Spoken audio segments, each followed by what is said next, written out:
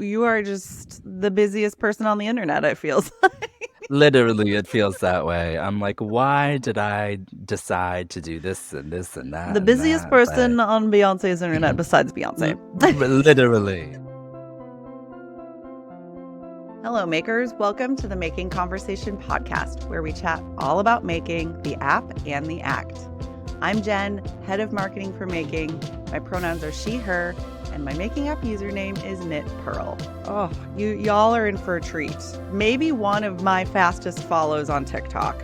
Not only is he a fantastic sewist, he owns his own business, and he works with a bunch of brands on social media to promote amazing beauty and skincare products.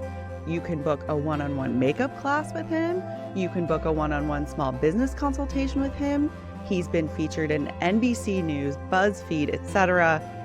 He's always loud about his values and always speaks up for what he stands for and what he doesn't. And if you have ever listened to an episode of Making Conversation before, you know that we absolutely love that. Y'all just need to know, if you don't already, welcome, Terrance. I am so excited that you are here. Thank you so much for having me.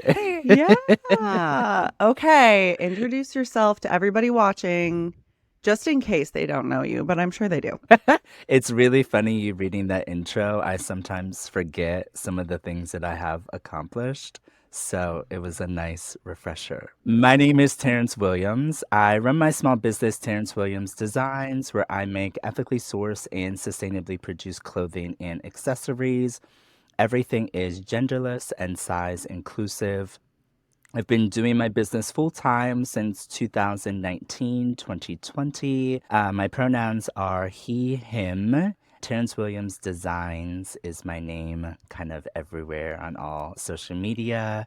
I reside in Dallas, Texas. I moved here in 2019 when I quit my jobs and decided to pursue my business full time.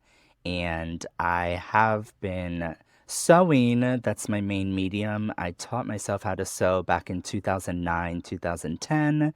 And so I've been sewing since then. And then when I'm not sewing, I am fabric shopping, I am running, I am probably eating out somewhere in Dallas.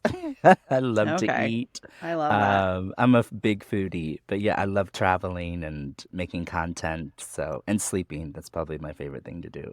hmm Okay. So let's start with being the foodie. What is your go-to meal? I love everything, but I'm not supposed to eat everything because I recently found out I have a gluten allergy and I'm Oh. lactose intolerant. So Oh. I've kind of been like, I'm just gonna push it. But the older I get, the worse the symptoms get. So Oh, I feel that statement very much so. Oh, I'm so sorry to hear that. I Especially as somebody who know loves food. who loves That food. Yeah, yeah. it's really I rough. oh, my partner is celiac and also can't do soy and should be careful with dairy. And then I'm a vegetarian, and so we're really fun to go out to eat with. Yeah. Like, who wants Mexican food? You're right, right. I'm like, thank God I love a good taco salad. Vegan, dairy-free cheese and like sour Oh yeah. cream that doesn't have dairy in it. So like there's some workarounds to some of my favorite things, but it's like Mm-hmm. sometimes I really crave just cheese pizza, but that will send me in a tailspin, so I can't do it. Yeah, no, I understand. Cheese is that's got to be I mean, from my personal love of cheese, that like the hardest part of the It's cheese and bread. I yeah, mean, bread too, yeah. it's yeah. I mean the dairy-free vegan cheese, it's good, but it's just not the same as like It's not. real. And the bread Mm-mm. just it's It's like not the same. eight grain bread and you can taste every grain and it's just like okay. Let me add more jelly to this. Yeah. Let's just dump that butter Just on. yeah, just Dump lots that of butter jelly and on. peanut butter and just everything. Yeah. Well, I was vegan for 3 years when I first moved to Seattle, Oh and wow. it was there's so many great options here, but I missed cheese too much. And you're right, there's Mhm. no like somebody please invent a good dairy-free cheese. We beg of Please. you. Oh, well, we're off to a good start because, yeah, I feel this is going to be a good episode with lots of laughing, and those are my favorites. So this is great. Okay, let's get back to your journey as a maker. So you said you were Mhm. self-taught. What was the thing that took you to learning, and how did you learn? I was in college. I went to Mm-hmm. the University of Delaware, and I had always really been interested in clothing and fashion. Like, I would pore over the pages of Vogue. Back in the day, you could go to the Vogue website. Now they make you pay for it. But back in the day, you could look up any designer, any fashion show from any season and look at all the pictures. It was like a virtual lookbook. And I would just pore over that and I would know the fashion trends. And I could see someone walking down the street and I could say, that is Marc Jacobs from this season. This bag is named this. Like, I knew my shit. Mm-hmm.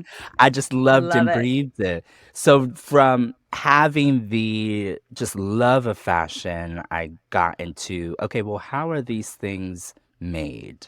How are they put together? I would look at the seams and I would be like, how does this piece fit here and this and this? And as I started to come to terms with myself and my sexuality and who I was and the things that I like to wear, I noticed that, like, if I went to the women's section, the stuff was cute, but it just didn't fit me the right way. It didn't lay the Mm-hmm. right way. I didn't have the boobies to fill out the tops. So I was like, maybe if I make my own stuff that's like in the women's section, but maybe a bit of the men's section that's still my blingy, flashy style. So Mm-hmm. that's really how it started. It started with me just wanting to express my creativity and my individuality. So I told my sister because I was sketching every day. I was just like sketching pictures of dresses and tops and shirts. And my family was like, "What are you doing?" Because at this point, I was on track to go to law school. Like, that was my major. Like, I was in Phi Alpha Delta pre Wow. law fraternity. My major was political science. I had a concentration in global studies, a triple minor in women's studies, African studies, Asian studies, took the LSAT, was going to Drexel Law School, like got into their summer program, like that was the track. And then all of a sudden Okay. I'm Like, I'm sorry. Let us all pause together to appreciate this amazing human who, like, I like listed off all those things in the introduction, and now you're like, and then this is what I was going to do. But what I ended up doing was right. Yeah, okay, I'm completely sorry. Please different continue. We just direction. needed a moment right there to Yeah, yeah. just stop for appreciation. Okay. No, it's yeah, completely different direction than what I was headed. And we could talk about that. My family was not too happy in the beginning, but yeah, I just found this love of fashion and clothing and making things and sewing. So I told my sister, I want to be a fashion designer. I want to learn how to sew. And my sister that Christmas bought me my very first Singer sewing machine. She gave me a Oh. gift card to Joanne Fabrics. And then after the holidays, I walked into Joanne Fabrics with my gift card and a few dollars in my pocket, and I bought some fabric. And that's where it started. That is the beginning. It's Yeah. beautiful. Wow, I love it. Yeah. That just U-turn of life that just happened for you. It was Listen. just like, let's go. Actually, it's a right-hand turn. Then we took a left and then a right, and now we're over there. Wow, that's Yeah. amazing. That is amazing. Okay. So when you first started well, currently right now, your business, do you want to Mhm. share what you sell? Clothing and accessories. So I do caftan dresses and dusters. And during the fall season, I'll do capes too. All of that stuff is made to order. So you enter in your sizing information on the website, and then I make it custom for you. So it doesn't matter if you're an extra, extra small, a 5X, doesn't matter if you are in a wheelchair, if you have prosthetic legs or arms. It doesn't matter where you are in life. I make things for you, custom for you. So you enter in all the information. I had someone the other day be like, I'm 5'4", but I have broad farm girl shoulders because I'm baling hay every day. So I I need love a little extra room in the shoulders. And I'm like, okay, I could work with that. I can accommodate that. So I do those, and then I do headbands and zipper pouches and wristlets and just little purses and bags and accessories. And the things that I make, I want them to be versatile. I want them to be able to be styled a bunch of different ways, whether you wear it by yourself, whether you layer it. I want them to be the accent piece to your outfit. So you already have your basics like your t-shirts and your jeans or your shorts or your jumpsuits, and then these are things that you add to your wardrobe to kind of spruce up your Yeah, outfit. love it. So, one of the things that you've already touched on, but you're all about sustainability. So, I Hmm. read on your website that you've partnered with Stripe Climate, and 5% of Hmm. total revenue from Terrance Williams Designs contributes to removing carbon from the atmosphere. Yeah. There are other ways that you highlight sustainability within your business on your website that I would love for you to just cover. And then, is there anything that you wish was easier for small businesses to include in their sustainability plan? Oh, yes. So, yes, there are quite a few different ways that I practice sustainability. As you mentioned, through Stripe Climate, 5% of sales go to different organizations that are removing carbon from the atmosphere. And with everyone's donations, purchases from when I started my business, I think we've raised almost $6,000 for those organizations. So it's been Amazing. amazing to be able to see that figure and give back and be a part of that initiative because again sustainability is really important to me. We only get one earth, so we have to do what we can to take care of it. Mm. Other ways that I practice sustainability, a lot of my designs are low waste or zero waste. So if I'm buying a yard of fabric, I'm using all of that yard of fabric. There's barely any scraps left. A lot of the fabric that I use is dead stock. So fabric that was once in production that is no longer in production, I reuse it and create new things with it. My mailers are recyclable. You can either recycle them or they are compostable. I do USPS pickup, so I'm not going back and forth to I almost said fabric store because that's always on my mind. Post office. The post office. You Yep, you yep. see where my mind is always. I'm like the fabric. I need to go to the The fabric store fabric today. store. Yeah. I'm not going back and forth to the post office. USPS will actually pick up the packages from my house as they drop off my mail. So that helps with CO2 and just running back and forth.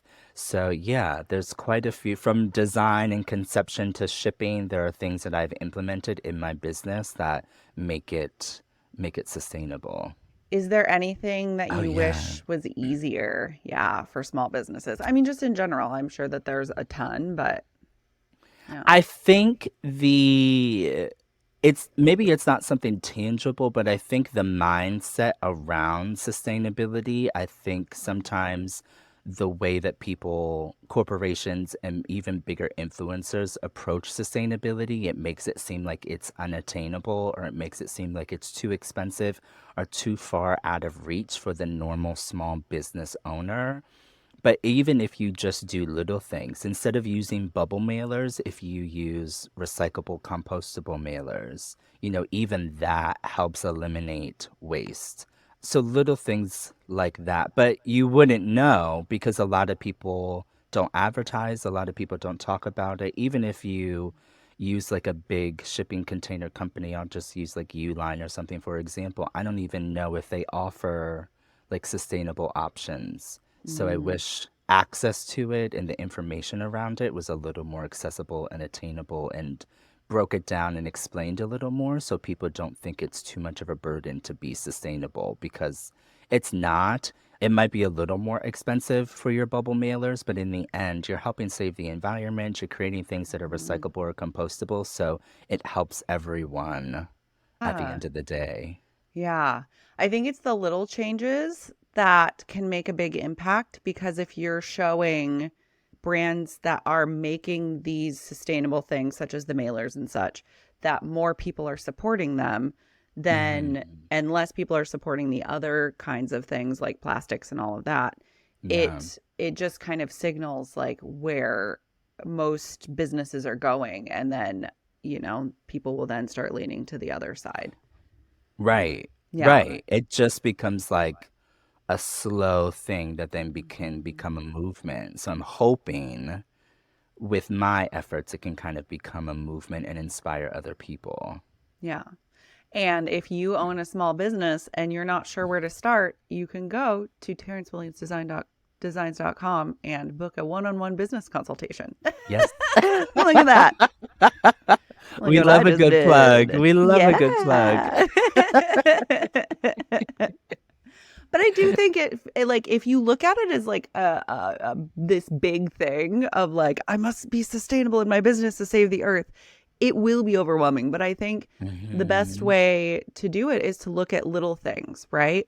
Making little Yeah. changes here and there, and then eventually, you'll be closer to your goal. And that's what I tell people all the time when it comes to sustainability. No one is going Mhm. to be the most perfect sustainability advocate, and you don't have to throw everything out and go get, wooden straws and, all this recyclable Mhm. things. A lot of people push like product when it comes to sustainability, but the whole movement of sustainability is just consuming less and Mhm. leaving less of an impact. So, Mhm. I mean, you can still do a lot of the things that you do in your normal life. It's just not, you don't have to do it on the scale that you are currently. Mhm. Just scale it back a little bit.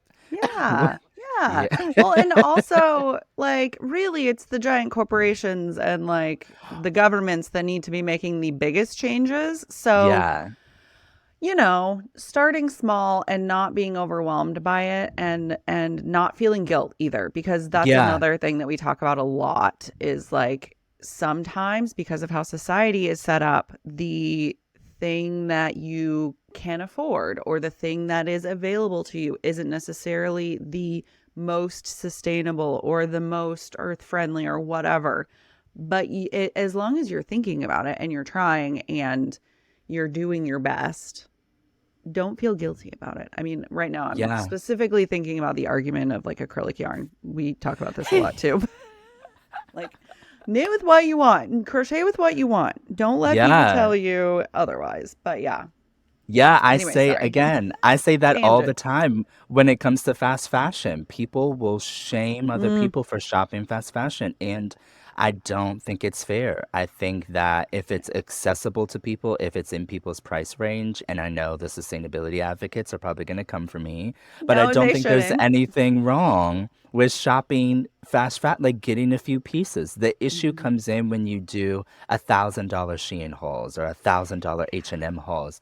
It's that type of overconsumption that is the issue. But if you Yep. go into Zara and you buy a jacket or a shirt or something, I'm not going to be like looming over you, cursing you. Now, would I shop Zara? Absolutely not. But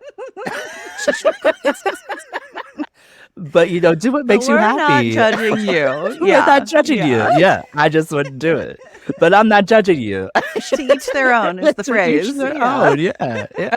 But yes, if fast fashion is what is accessible to you, then do that.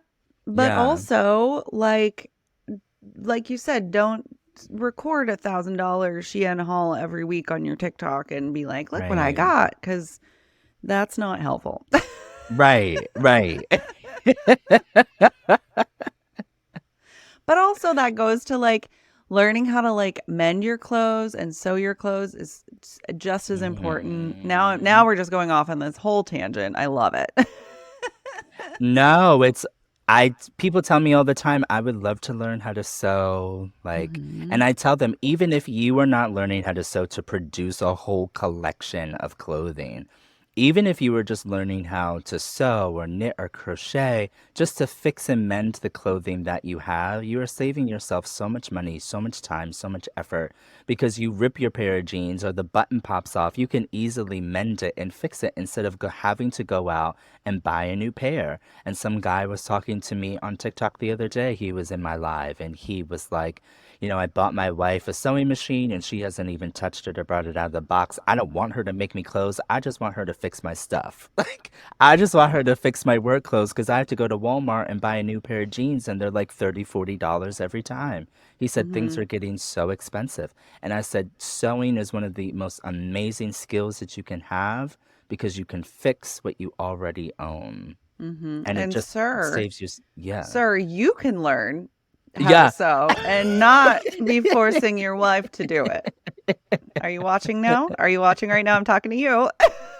Correct. Because men do so. We do Men so. sew. I like everybody sews. And Specifically, straight men sew. I think there's a yeah, huge that's true. misconception that the ones who sew are gay, but there are a lot of straight men who sew. So we need to Yeah. like get rid of that stigma. Yeah, Like everyone let's can get do rid it. of that stigma. Let's not continue gender role stereotypes by waiting for your wife to sew your pants to fix them. You can learn how to do it. Right. You clearly have done many interviews with the media.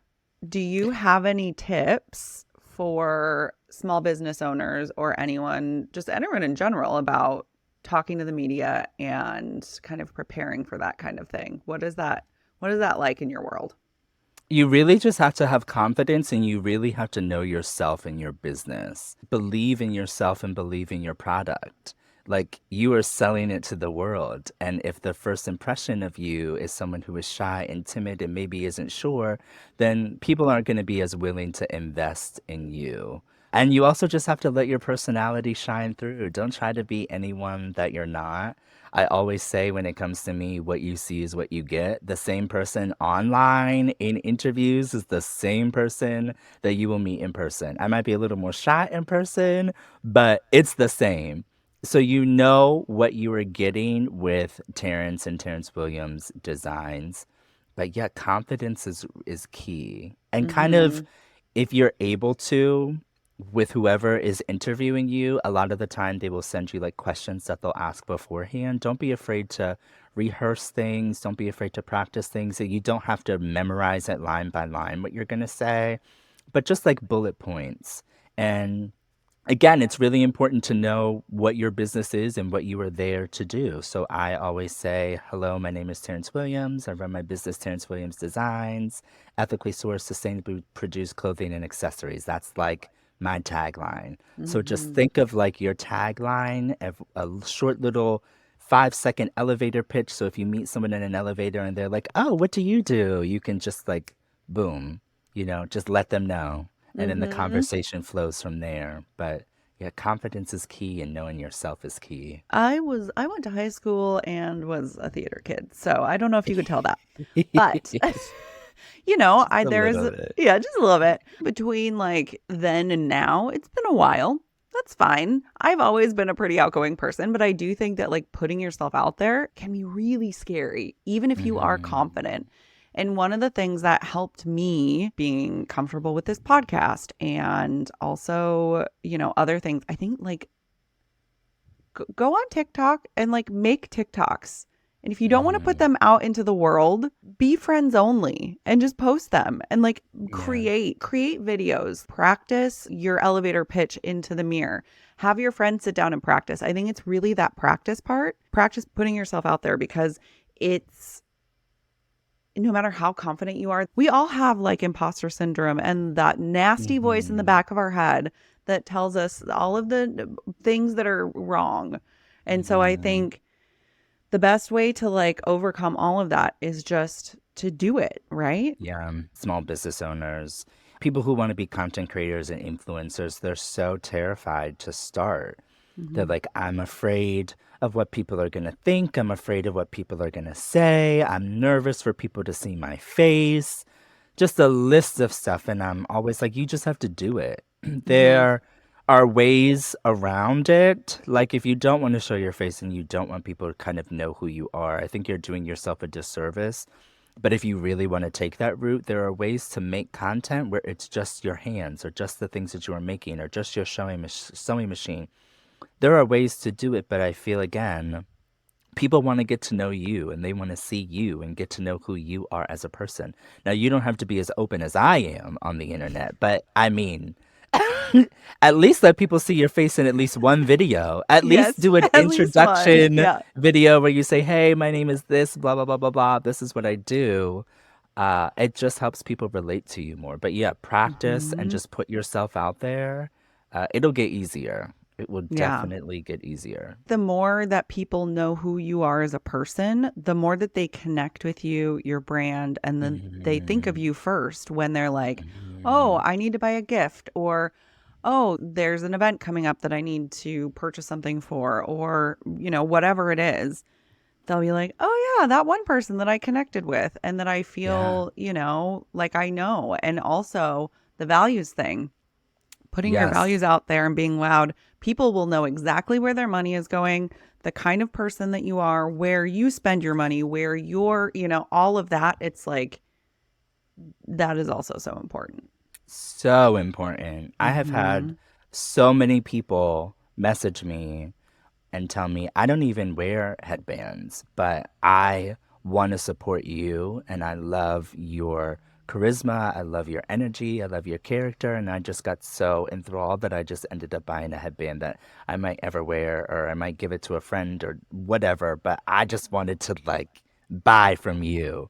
And that's why I think it's so important for people to get to know you and your personality and how you are because it just helps your business because again, people aren't just buying a product, they're buying something, a product from you, and they just like Hmm. that connection. Do you have a story that is particularly memorable to you, an interaction with like a client or a collaboration that's like really like left a lasting impression? Yes. So I fell in love with the Bernina L890 serger.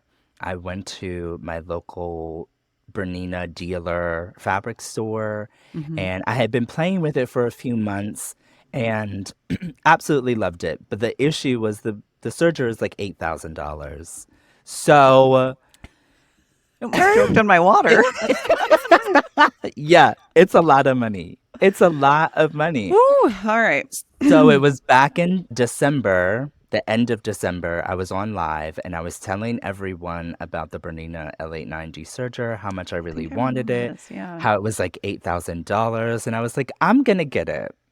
Like I said, I'm just gonna do like a fundraiser. Like I'm gonna make headbands and see how many headbands I have to make. If I sell them for this much, like I'm gonna figure it out. So I'll do a fundraiser. So I sat down and I calculated it out, and I think it was like 540 headbands. If I sold 540 headbands, I would have the $8,000 to get the serger.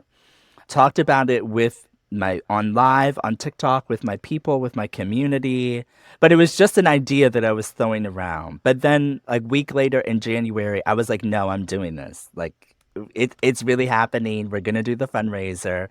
And it took off like wildfire. And people were so excited. So every day I would log on to TikTok, go live on TikTok, and I would sew headbands.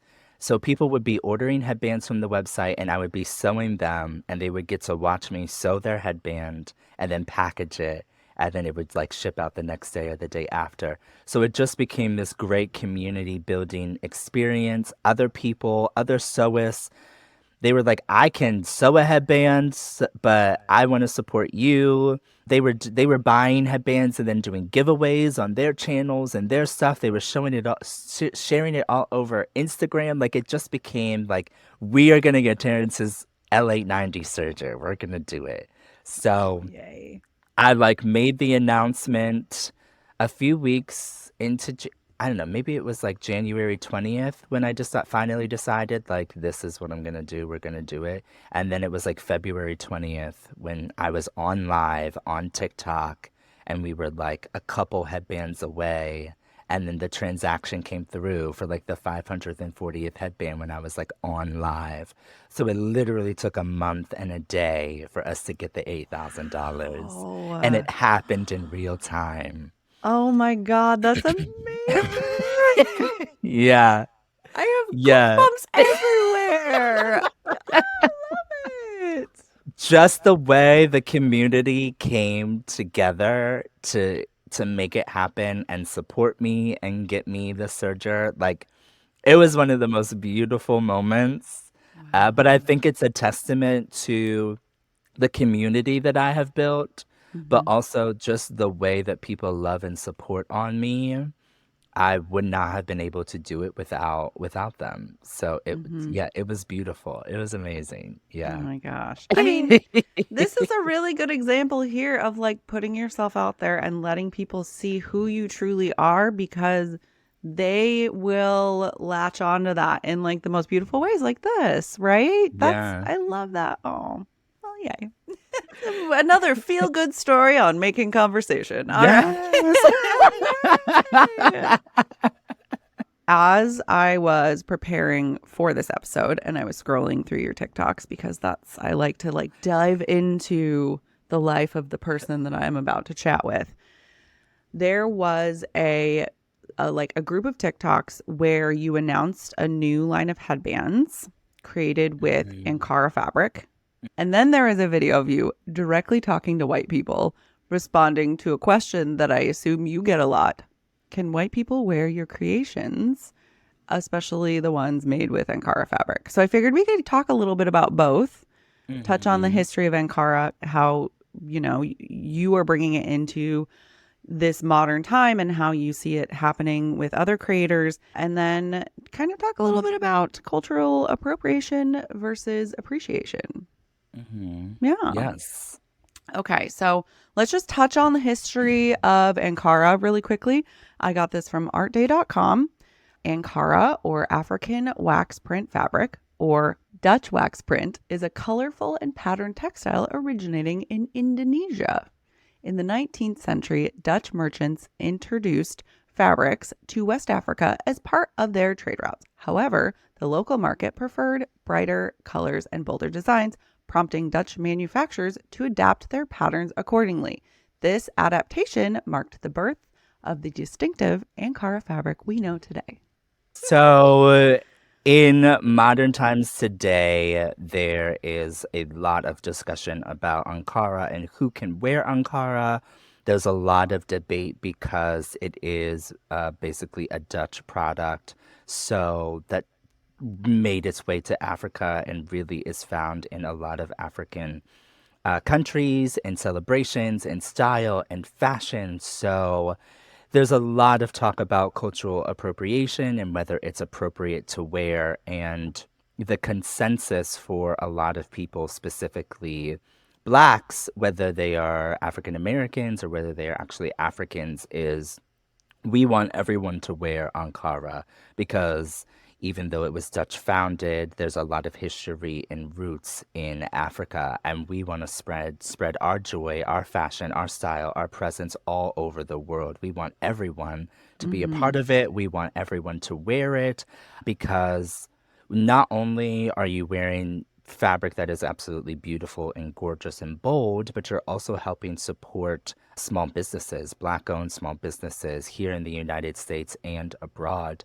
But you're also just spreading the love of Ankara. So I get all of my Ankara from Zesty Couture. The owner, her name is Grace. She lives like 15 minutes down the road from me in Nice. Lancaster, Texas, which is really convenient because I can just go anytime and get my fabric. But she does ship. She's on TikTok Shop. She does everything. So that is really her mission. Her mission is to get everyone, white, black, Hispanic, Asian, it doesn't matter, in Ankara because, again, there's such a beautiful, rich history behind it. And it's really important for everyone to know about it. And we don't want to gatekeep. Obviously, there are definitely aspects of Black culture that we want to keep ours and we want to keep sacred. But when it comes to Ankara fabric, it is not one of those things. So as many people as that can wear it, we want them wearing it. Yeah. And diving into appropriation versus appreciation. Just in case you're unaware for whatever reason, which I feel like if you're watching this or listening to this, you probably know what a cultural appropriation is. But just to clear it up. So it is the act of taking or using things from a culture that is not your own, especially without showing that you understand or respect this culture. And then, taking that a step further, typically this act is done by somebody who is a part of a privileged group and they are taking something or using something from groups that are typically marginalized. Taking an aspect of culture and not knowing the historical implications of that culture or refusing to do the actual research, which you should always do because knowledge is power. And Yeah. that's a cultural appropriation, essentially. So, Yeah. And the main issue, well, there are a lot of issues, but I think the main issue that we see as people of color that comes from this is the non people of color who do it, mainly white people. They get praised for it. They get all the attention, they get all the credit. And then when we do it, we're seen as less than, we're seen as uncivilized or ghetto or whatever label is put on us. I had a video go viral last year, I believe, and it was about Hailey Bieber, and she did like these glossy lips, and she named it like brownie glazed lips. It was like a brown lip liner with just a gloss on top, mhm, something that a community, women of color, have been doing for ages, ages, and ages. But when the women of color did it, they were called names. They, were made fun of. But when Hailey Bieber did it, all of a sudden, she is starting this new trend, and it's the newest thing. And it's mhm, nothing against Hailey Bieber. It's nothing really against the influencer who is doing it. I mean, they should be aware in some instances. When it comes to like a brownie glazed lip, obviously, I'm not going to hold Hailey Bieber to the fire. Who I'm going to hold to the fire, though, is like the magazines and the newspapers and the publications who are giving her all of the credit for this idea that has lasted for years and years and years and was started by women of color. And I just think you need to be mindful. If a group is telling you something is offensive, if a group of people are telling you, wearing an Indian chief headdress is offensive and you shouldn't dress like that for Halloween, then you should listen to that group. But there's just so much resistance. And for me, it doesn't really matter if you don't get it, if you don't really understand it, if it doesn't really make sense to you. I just think there needs to be a little more empathy around the issue, a little more understanding, a little more grace. And if you see that someone is upset by your actions, then take a look inward and change and not do it again. Because even if you don't understand in that moment, you still have time to do the research to understand and learn. I think that that's the biggest point that I hope people hear and take into consideration because as individual humans, we can't know everything, Hmm. right? But listening and doing research, if somebody, especially from that culture, is saying, hey, this is hurtful to us or it's harmful, pump the brakes on the defensiveness and really just listen and then do your research. Right. And I Mm-hmm. think it's great to ask questions. Like, I get asked that question. Mainly the people who buy my products are women or people who identify as women. So they are mainly white women asking me that question. And I think sometimes they're a little timid and shy to ask it, but I would say I would rather have you ask it than not ask it. I would rather have Mm-hmm. you ask it and get the response where I say, yeah, it's okay for you to purchase it, or no, it's Mm-hmm. not okay for you to purchase it, than to not ask the question and not know. Because again, knowledge is power. I'm not going to get offended. I'm not going to get upset. I feel like it's a learning opportunity for everyone Mm-hmm. because I do think that question, and it's not just about the Ankara headbands. I get asked that question about all of my headbands and all of my pieces. Like they see me as a black owned small business, and I'm very proud of that. And I get asked, as a white person, am I allowed to wear your designs? Or Mm-hmm. like, as a man, am I allowed to wear your designs? As a woman, as this and that, am I allowed to wear your designs? And the answer is always yes. Because Mm-hmm. my brand is so open and inclusive, I wouldn't make something and then put it out and say, oh, only black people are allowed to wear this. Like that's just Mm-hmm. not how my business operates. But I do think it's really important for businesses across the spectrum if you are diving in and using Ankara, or you're using batik fabrics, or you're using fabrics from India or from a different culture, I think it's really important to research and know about it before just using the fabric or using the prints or using the imagery.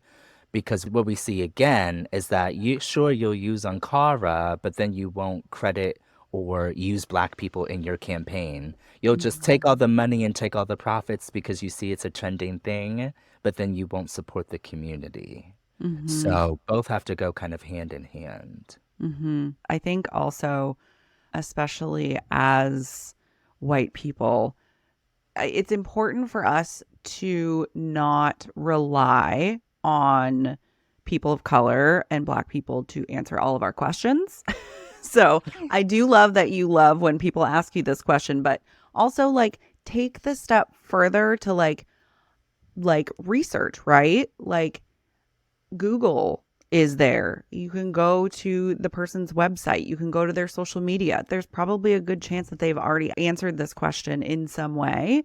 And then if you Mhm. literally can't find the answer anywhere is when is a good time to ask. But obviously asking is always better than not, you know? Yeah. Yeah. Yeah. Yeah. I don't know.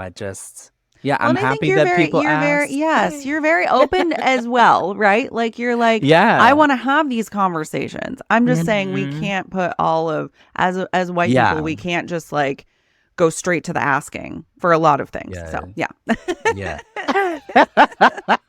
It could be a very tough conversation on both sides. So I'm a very empathetic person. So I yeah, try to understand where people are coming from. But yeah, Ankara, it's just a celebration and everyone can wear it and I participate love in it. it. And yeah, hopefully we see it more often. Walking down the street, in the malls, Hmm. in the stores. Hopefully it can become a really big thing. But It's yeah, everyone beautiful. can wear it. Yay! It's beautiful. We love that. We do. Okay, I did not know this, but as I was kind of like doing some research and looking around on just like specifically like craft, whether it's sewing or, art or whatever, and selling, there is the Indian Arts and Crafts Act of 1990. This is a truth in advertising law. Oh, we're talking about law. You probably know this. You were going to be a lawyer. We'll see. Yeah. So this is a truth in advertising law that prohibits misrepresentation in the marketing of Indian art and craft products within the United States. Yes. It is illegal to offer or display for sale or sell any kind of craft product in a manner that falsely suggests that it is Indian produced or an Indian product or a product of a particular tribe or arts and crafts organization. If you violate this, there it is like up to $250,000 fine, Hmm. and then it gets higher from there. I don't know why I didn't know that, but it's just another good example of checking yourself Yeah, because yeah. it was a few years ago, Urban Outfitters. Well, it was a bunch of different companies, but mainly Urban Mhm. Outfitters got in huge trouble because they had Right. sweatshirts and bracelets and all this stuff, and were calling it Navajo, like Navajo print sweatshirt, Navajo Yeah. print, whatever, and they had to like pull everything. So you have to be very, very careful with what you name Mhm. things and like how you label things. Yeah, it was huge, huge. Wow. Hmm. Yeah. So just leaning on the side of appreciation versus appropriation is always the way to go. Do your research, listen, ask questions if you can't find the answer. But yeah, I think that all of that is really important. And it's an important conversation to continue. So just Right. knowledge is power, people. And it also opens you up to a whole world, not only of knowledge, but collaboration. So, say you Mm-hmm. wanted to do something with Ankara because you love it so much, but you were, a person from Ohio who like isn't anywhere near any of that. You can easily reach out to Grace, or you can reach out to another manufacturer and say, "Hey, I do quilts and, I want to get onto Ankara. like not only will Grace give you the information, but she'll also give you the tools, the supplies, the fabric. Like she'll lead you in the right direction. So then you form another friendship, you form another connection, you form another bond. So whether you were just a home crafter or sewer, or whether you're running a business, you have someone kind of in the same space as you doing something completely different out of your realm, out of your knowledge that you just made a connection with. And I think as crafters and small business owners and entrepreneurs, connection is so important, and getting to know each other is so important. So again, it doesn't matter if you are a sewer or, doing crochet. There's something there that can unite us. There's something there that can bond us. So having the conversations can be really difficult, but again, it can lead to beautiful relationships Hmm. and friendships and projects and quilts and blankets and whatever else you want to create. So don't be afraid to ask the questions. Don't be afraid to do the research. Don't be afraid to, purchase a little Ankara because you never know what could happen. Yeah, I love that. And we'll put Grace's contact or like website in the show notes. Yeah. Yeah. Yeah. And I think that that's a really good leads to another really good point is if you are heading down this path and you're like, I want to, we'll just use this example. I'm a quilter in Ohio and I want to use Ankara in one of my next quilts. And you contact Grace and she gives you everything that you need and you really learn everything you need about it or need to about it. If you then like create this beautiful quilt and post it on social media, like tag the person who gave you that information, who helped you get there, who gave you the fabric and or who you bought the fabric from. Giving the right people credit is always a part of that as well. Yes, Yeah. that's really important. Really important. Yes. Credit is really important. Credit is important in many, many ways. Yes. Many ways, yes. I always say it doesn't matter if you have 10 followers, 100 followers, or 100,000 followers, you still have a presence, you still have an influence because you could purchase something from Grace and make something and post it to your story, and two people might see it, but that second person might see it and then share it to someone else and then share it to someone else. And then you don't know, Beyonce could be seeing your stuff. You never know when you share it once or you purchase it once or you support it once, Yeah. where it is going to end up. So everyone has influence no matter how many followers you have because it's not the number of followers, it's the community that you built and how they support you and how they support the people that you support. Yeah. It's beautiful, especially the Beyonce part. God, what if? One day, One one day day, we're not what if. manifesting. Yeah, we We're are. We manifesting. are. One day Beyonce will, yeah. Wow. I Listen, mean, I went to the Renaissance concert and I was front row and she looked right at me as she was singing. So like I feel like we're almost there. I feel like we're almost there. okay, I have a similar story with Beyonce. Way back in the day when I worked at Uber, she put on a private show for us. Oh my God. And I was in the front row because there were many rumors of who it was that was going to be performing that night. And there was like, I appreciated all of the people who would be performing, but there was one that I knew that I needed to be in the front row, and that was Beyonce. And if it was going to be anyone else, I was going to back away and allow others to come up. But me and Amber and Chelsea were all like, we're standing in the front row. And she did look at me in my eyes 4 times. So we have that in common. Right. Beyonce has seen us. Seen as now she just needs to see our work. Yeah, yeah, yeah. I mean, I'll push all of that to you. I think that she needs to see your work because could you? I mean, one of your pieces with I just know. oh, But with the Beyonce wind going, like here's the thing woo. about me. I love to bring people along on the journey with me. So if I'm succeeding, if I'm winning, then my friends and my cohorts are winning right along with me. So yeah, I can't do this alone. Like I can't not bring my people along. So if I get opportunities and they don't really seem right for me, I'll be like, that doesn't really work for me or my schedule, but I have someone else who would be Oh perfect. yeah, So I'm constantly putting my friends on and oh like getting yeah. them brand deals and opportunities. And yet, like my one friend, she was like, "You completely changed my life with this one brand deal." And I'm like, "That's what I'm here for. Yay. here to support you. We're also similar that way because people will like reach out to me for certain things. Like somebody reached out to me about like writing a pattern book, and I'm like, I've never created a pattern in my life. What just because my handle is knit pearl, you think I can do that? Thank you. I appreciate the confidence, but here are two other people that would be way better suited, and then one of them ended up like having a book come out. And it Oh was my really amazing. God, So yeah, that's I amazing. love passing along like all of those good things to people who Yeah, are yeah. around me. I love that you do that as well.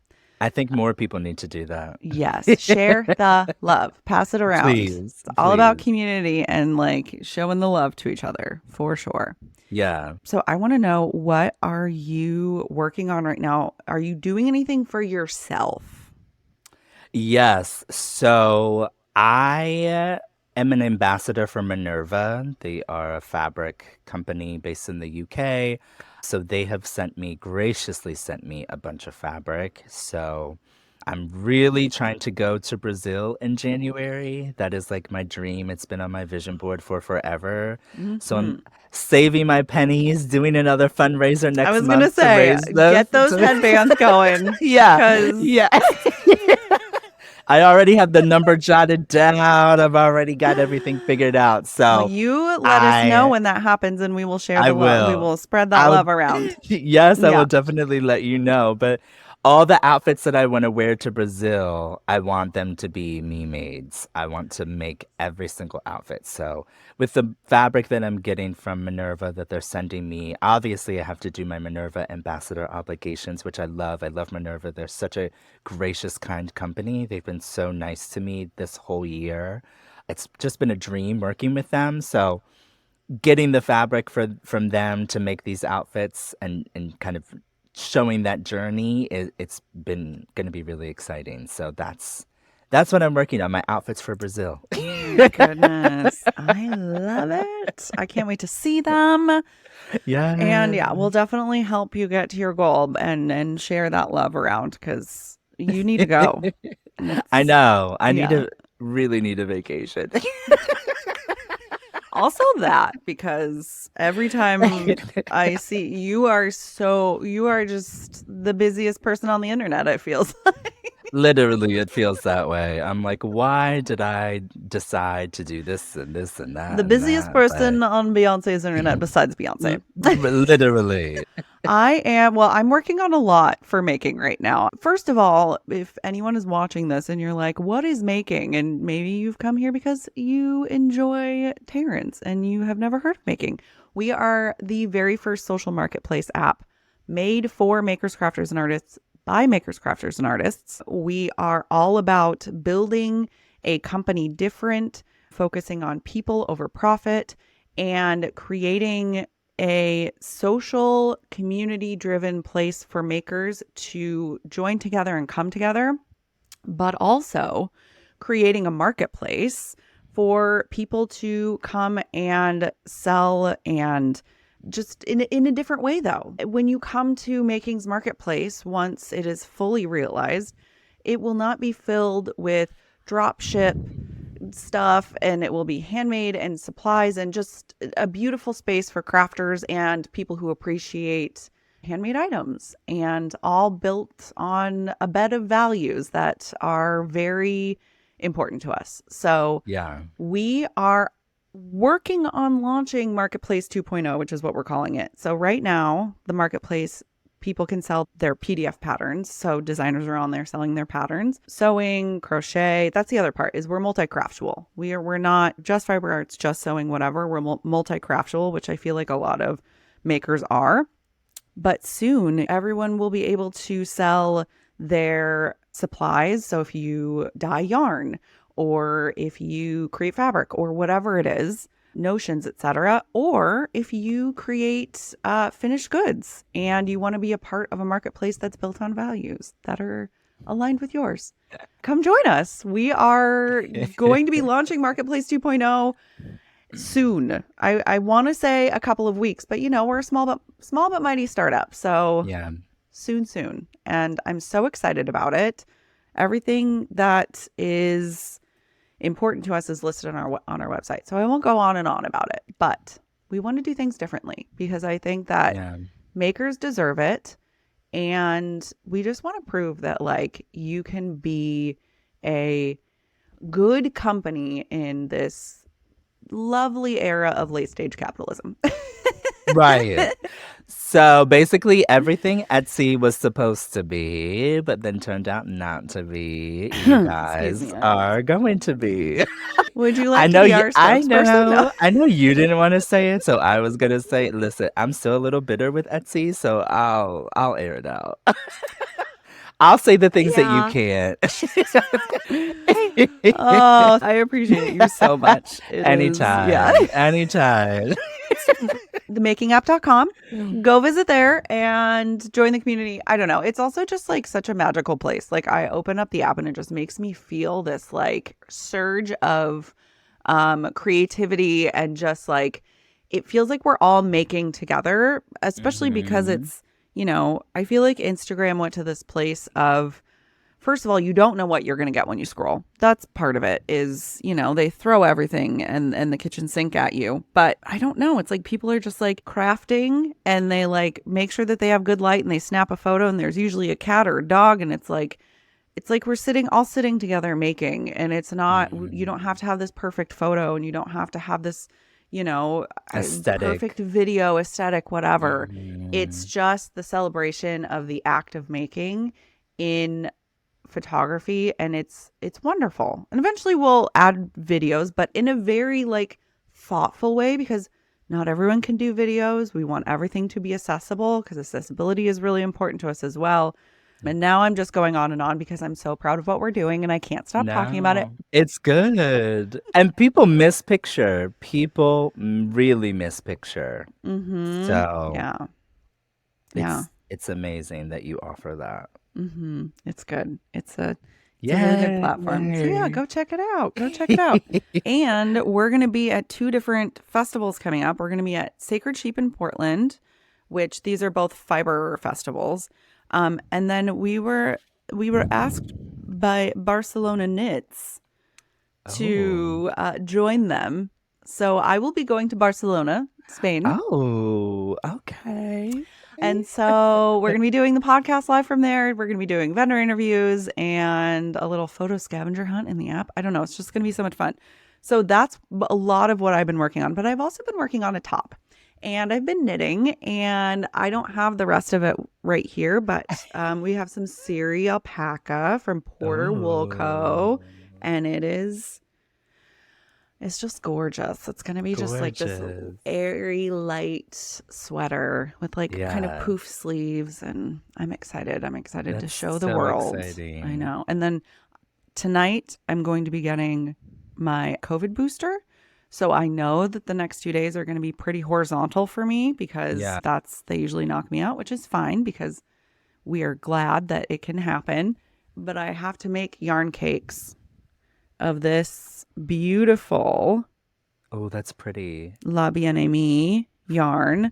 And what I love about it is the little flecks are I was about to say. upcycled. Yeah. So they're like from Amy's studio and they take the flecks of yarn that kind of like come out of what they're making and then they put it into this Corey confetti. Yeah. Wow. It's really pretty. It is. It's going to be a vest. So get Oh ready my for that. Yeah. gosh. It's gonna be fabulous. Yeah. I'm excited. I'm excited. So, we end every episode with a moment of gratitude. So, I want to know, what are you grateful for? I am grateful for my community, specifically the community BSN or Black Sewing Network. They are on TikTok and Instagram. It is just a community of Black sewists. We get together and we sew and we do sew alongs on live. We help each other. We have little friendly competitions. But the way that we all support each other and advocate for each other and lift each other up, if someone is not at 1,000 followers, because you need 1,000 followers on TikTok to go live, we will all like hype them up and follow them and get them to 1,000 followers.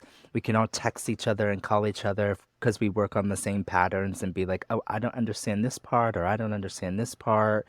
And they are the main driver behind me getting my Bernina sewing or serger with the $8,000, the way they just rallied around me. So my moment of gratitude goes to them. It was started by Carmen Green, or CAG the Mag, and she is just a force to be reckoned with. And she is just a cheerleader. She calls herself my agent, and she's just amazing. So it's amazing to be in this sewing space, crafting space with people who look like me, who are into the same things as me. Because unfortunately on TikTok, if you scroll through the sewing hashtag, it is all people who look the same, sound the same, doing the same thing. You really don't see a lot of diversity. So it was really important for us to have that moment to be like, hey, we sew too, and we're Black, and we make these great, amazing things. So pay attention to us. And now I think the Black Sewing Network hashtag has over like 6 million views or something, or It's amazing. uses. And it's just amazing. It's amazing what we have built. So my moment of gratitude definitely goes to them. And your moment of gratitude? My moment of gratitude. I'm grateful for science. As I said, I'm going to be getting my COVID Hmm. booster, and as I said as well, we're going to have lots of traveling, and so we're going to be as safe as possible and mask when needed. And I'm just grateful that we have the booster to be able to feel a Live little bit, life. yeah, live. There it is. Yeah, because COVID was hard. Lockdown was very difficult. It was fine in the beginning, but then after a while, it was a lot. So, Mm-hmm. yeah, yay for Yeah, science. I know. Oh my gosh. Every once in a while, I think back and I'm like, that wasn't that long ago. And then No. sometimes it's like, wow, that feels like it was yesterday. Yeah. Oh, so yes, I am very grateful that we can, I don't know, feel a little bit more confident in going out into the world Right. in that way, at least, right? There's Yeah. yeah. Yeah, that part. Yeah. In in that way only. Yeah. Yeah. That's a whole other conversation. It really, really is. Oh my goodness. You are an absolute freaking delight. I just Ah. adore you. And I'm so thankful that you took the time. Where can everybody find you all in all of the places? Yeah, so obviously my website is Terrance Williams Designs. You can follow me on Instagram at Terrance Williams underscore. That's my personal Instagram. Or you can do Terrance Williams Designs. That's my business Instagram. On TikTok, I'm Terrance Williams Designs. Pinterest, YouTube, everything basically is Terrance Williams Designs. I am on the Making app at Terrance Williams Designs. Yep, that too.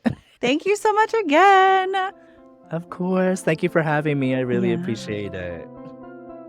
To join the very first social marketplace app made for makers, crafters, and artists by makers, crafters, and artists, head to themakingApp.com. Download the app and join the amazing multi-craftual community. You won't regret it. Just so much inspiration and so many wonderful, wonderful humans. Did you know that you can also listen to the Making Conversation podcast in the Making app? Open the app, tap on Discover, and scroll down to podcasts. From there, you'll see all of them listed. We've also started putting these up on YouTube. If you're listening, there's a link down below to the episode on YouTube. And if you're watching on YouTube, there is a link to listen. So choose your own adventure. If you've made it this far and you're interested in sponsoring Making Conversation or having Making at an event to collect content, amazing maker stories, vendor stories, etc., send us a note at hq@makingco.com. We would so very much appreciate it if you were to share the podcast with your crafting community, whether that's online or offline. Having more eyes and ears always feels real good. So thanks for watching and or listening, and we'll see you in the Making app.